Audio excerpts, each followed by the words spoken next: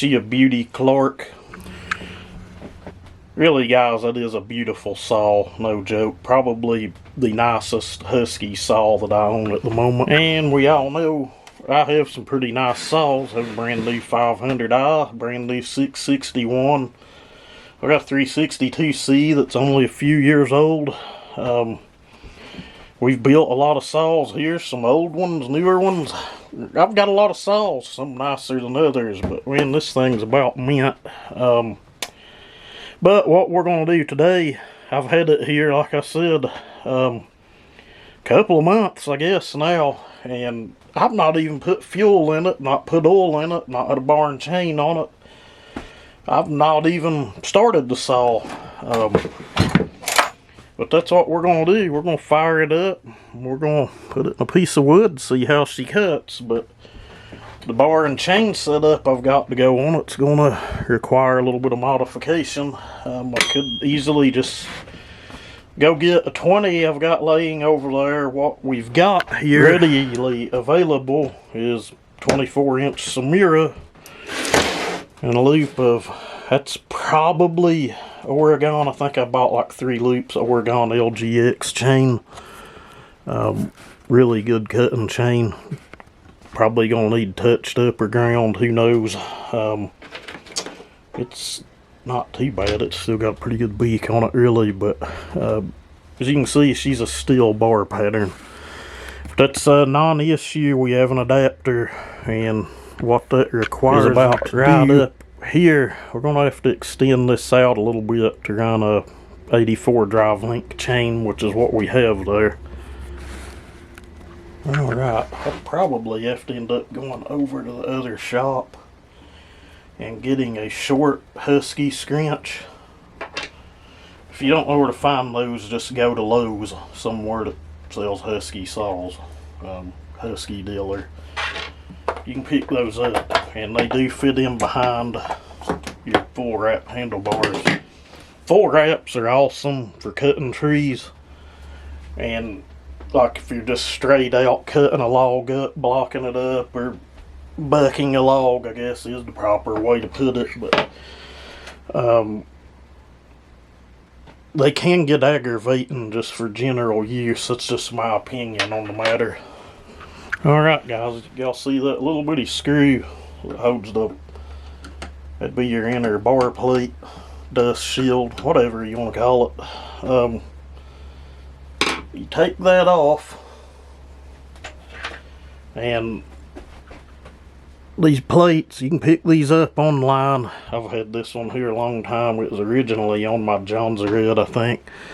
I had an old half wore out 20-inch Stihl bar on that saw for the longest time.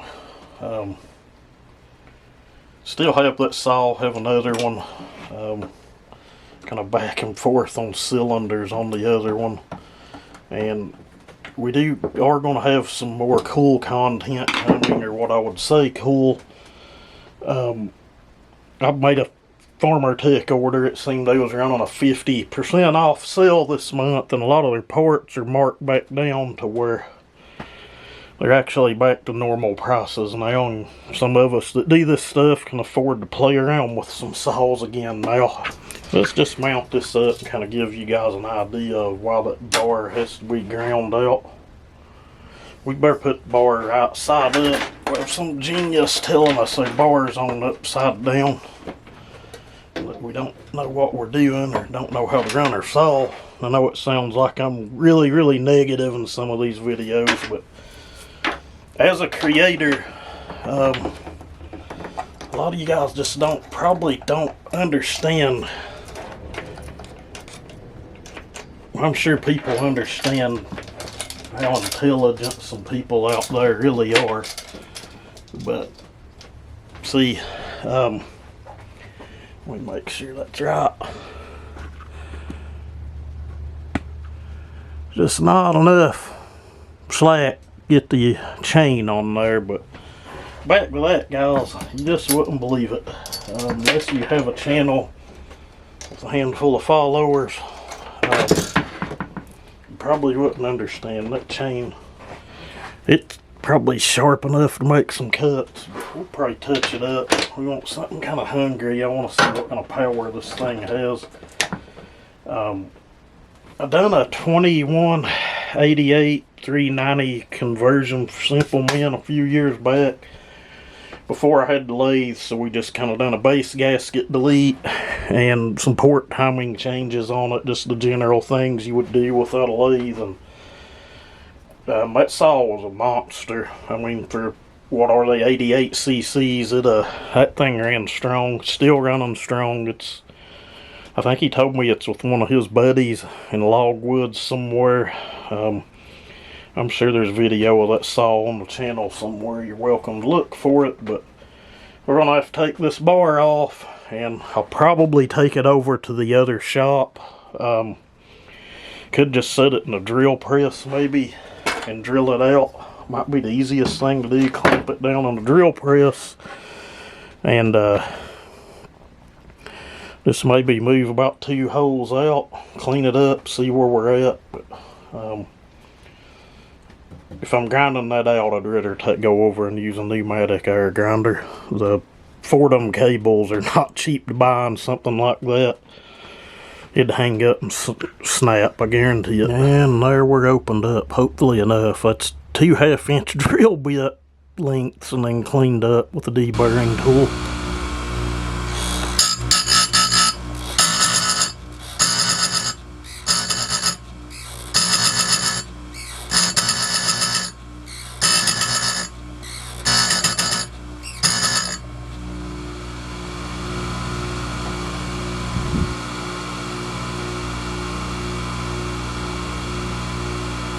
Deadly, friends. Deadly. That will lay you wide open, no joke.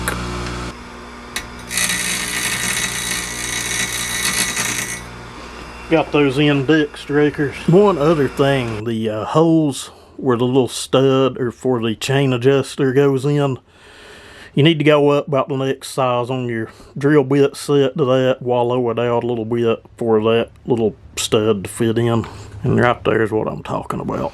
That is a gorgeous setup. Really, really like that. Let's say we fill it up, pull it up, take it back here and get it dusty. Guys, the sun's kind of making this look horrible. I've done what I could with angles, so hopefully it'll be okay.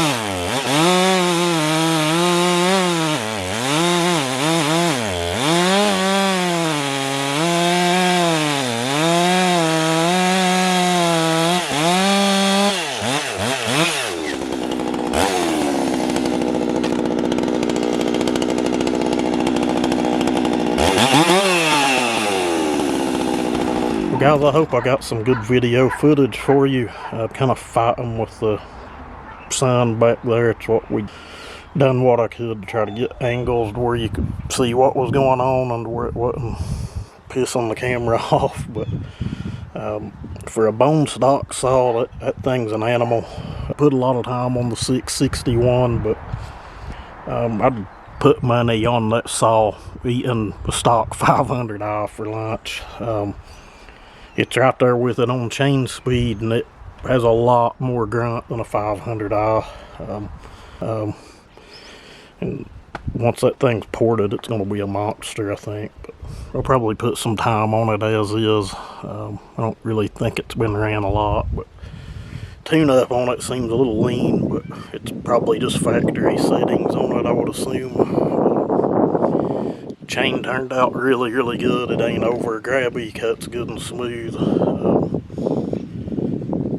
That big piece of poplar, it was actually kind of making the saw bind up more than the big piece of hickory. So just because you might think it's a softwood, don't mean that it's necessarily going to be as easy to cut as some other softwoods, I guess. But poplar is considered a hardwood. It's classified as a hardwood, but that big piece is from down around the stump or base of the tree, and we all know there's a lot more fibers there than you would get out next to the top or near a branch or something. But anyway, guys, maybe the next video we might pull the 500 661 out and maybe run on that big piece of hickory. I didn't want to cut much off of it. I just kind of wanted to straighten it up a little bit, which is what I done there. So we can do some future tests. And that big piece of poplar's been cut up. It's about ready to chunk up and do something with, I guess. But anyway, guys, y'all have a good one.